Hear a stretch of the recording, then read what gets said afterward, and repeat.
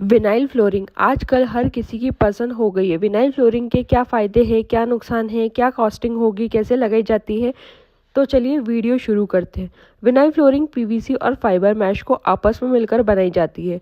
Market में ये आपको दो तरीके की फॉर्मेट में मिल जाती है। पहला फॉर्मेट है रोल फॉर्मेट। ये बड़े बड़े रोल्स आते हैं, 6.5 फीट लंबे और काफ़ी स्पेस एक बार में कवर कर देते हैं। दूसरा फॉर्मेट है टाइल फॉर्मेट। इसमें आपको 1x1 के और 6 इंची बाय 36 इंचेस के लंबे पट्टियाँ मिल जाती है और अभी लेटेस्ट ये लंबी पट्टियाँ ज़्यादा चल रही है। अब बात करते हैं इसके फ़ायदे की। सबसे बड़ा फ़ायदा इसकी कॉस्ट का है।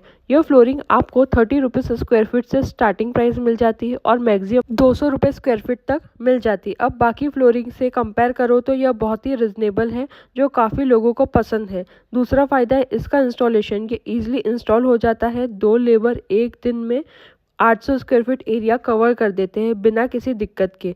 लगवाने के लिए ज़्यादा कुछ नहीं करना पड़ता, बस नीचे का जो लेवल है वो साफ़ करें एक बार, फिर विनाइल की पट्टियों के पीछे फेविकोल का हीटेक्स लगाकर पेस्ट करके एक दिन में छोड़ दीजिए। यह बेहद आसान और कॉमन तरीका है इसे लगाने का।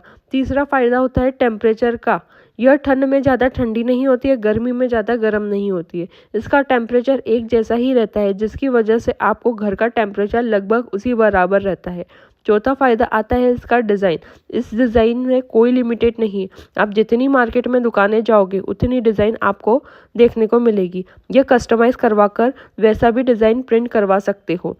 पांचवा फ़ायदा होता है कि स्टेन रेजिस्टेंस, कि यह दाग धब्बों के खिलाफ कैसे रिएक्ट करता है।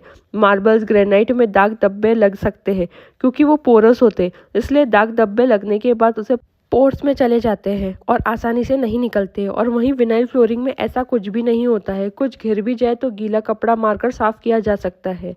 छठा फ़ायदा होता है इसका कंफर्ट का। यह मार्बल या टाइल जितना हार्ड नहीं होता है, आप इस पर चलेंगे तो सॉफ्ट फीलिंग आएगी। इस पर आराम से बैठ सकते हैं, तो कारपेट पर बैठे हैं तो वैसी ही फीलिंग देगा।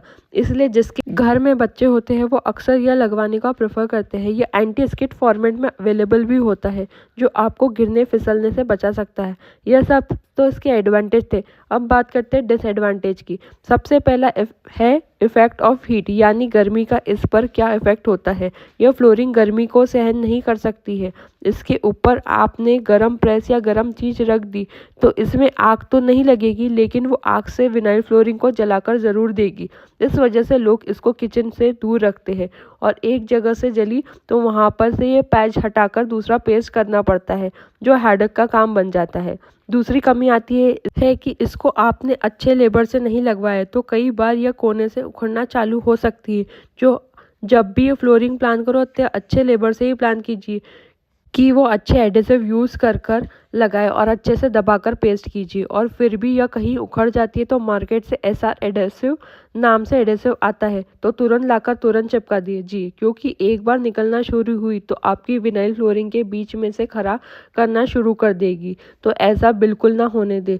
तीसरा है लाइफ स्पैन, मतलब कितना लंबा ये चलती है। इसकी लाइफ 10 से 12 साल होती है। इसके बाद इसका कलर फेड होने लगता है। अगर आप रेंटल प्रॉपर्टी में यूज़ कर रहे हो तो बिल्कुल यूज़ कर सकते हो। अगर आप अपने घर के लिए या लंबे समय के लिए प्लान कर रहे हो तो टाइल्स या स्टोन के लिए जा सकते हो। चौथा डिसएडवांटेज है कि सन रेज, सूरज की रोशनी में यूवी रेस होती है, तो इस फ्लोरिंग के लिए बिल्कुल भी अच्छी नहीं होती है, क्योंकि यूवी रेस से इसका कलर हल्का हल्का फेड होने लगता है। इसलिए इसको बाहर आउटडोर एक्सटीरियर में बिल्कुल भी प्लान नहीं करें। अगर बाहर लगवाएंगे तो देखेंगे कि यहाँ जहाँ सूरज की रोशनी पड़ रही है तो वहाँ से फेड होना शुरू हो गई होगी। पांचवा नुकसान आता है कि डैमेज का। यह नुकसान तब होता है जब आप 1 mm से पतली विनाइल शीट का इस्तेमाल कर रहे हैं। रिकमेंड नहीं करूंगी कि 1 mm से कम फ्लोरिंग यूज़ करें, क्योंकि यह सिर्फ चार्ट पेपर इतनी मोटी होती है। अगर कोई बाहरी चीज़ जैसे फर्नीचर खिसकाए तो यह हाथों हाथ फट जाती है।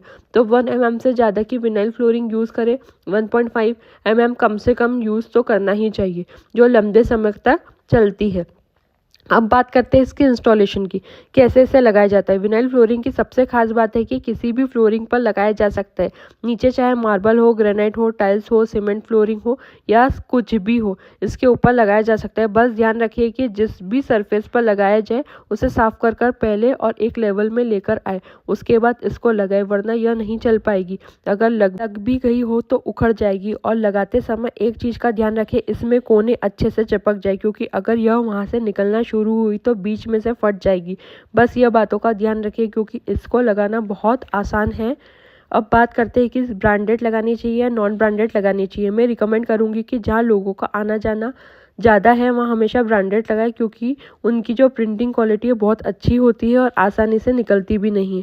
और अगर आप नॉन ब्रांडेड भी लगवाते हैं तो 5-6 साल बाद वो फेड होने लग जाएगी और घर के लुक को ख़राब होने लग जाएगी। इसलिए हमेशा ब्रांडेड ही यूज़ करें, नॉन ब्रांडेड की तरफ कहीं पर भी ना जाए।